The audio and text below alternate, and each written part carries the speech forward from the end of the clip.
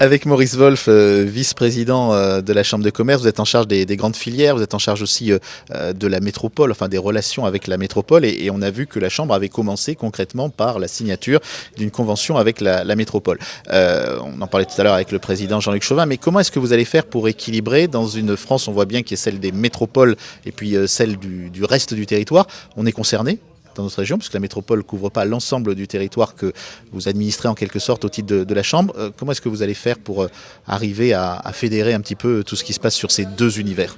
Une des réponses, je pense que pour fédérer, pour faire progresser ce territoire, ça passera par de l'économie.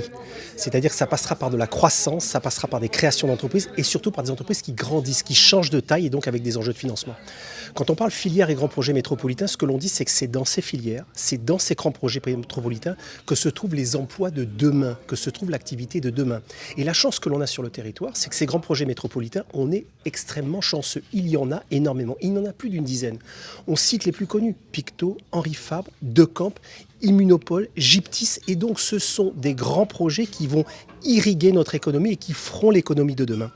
Ce qui est important, c'est que pour faire ça, on a un alignement des planètes qui est extrêmement intéressant aujourd'hui. C'est notamment l'alignement avec la métropole qui nous dit, Jean-Luc en a parlé, le président en a parlé, on a cette convention signée avec la métropole qui fait que la Chambre de commerce est l'agence économique de la métropole. Ce qu'il faut qu'on fasse nous maintenant, c'est qu'on la mette en avant, qu'on la mette en œuvre avec des projets concrets. J'en cite un.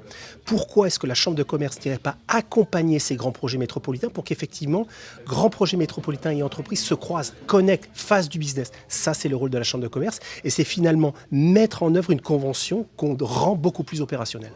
Et aujourd'hui, est-ce que par rapport à ce discours sur la métropole, on n'a pas le même risque au niveau des filières de dire on va privilégier certaines activités et puis en laisser d'autres de côté? Non, il n'y a pas ce risque-là. Alors, il y a effectivement des filières d'excellence qui ont été repérées par la métropole, mais cette maison travaille aussi pour les filières qui sont des filières en devenir. Prenons par exemple le cinéma.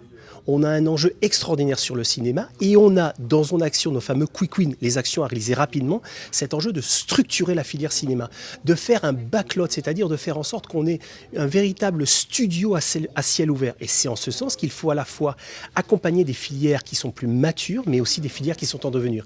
Et je pense que c'est à nous, chefs d'entreprise, de convaincre nos élus de la métropole qu'on a notre carte à jouer sur ce territoire.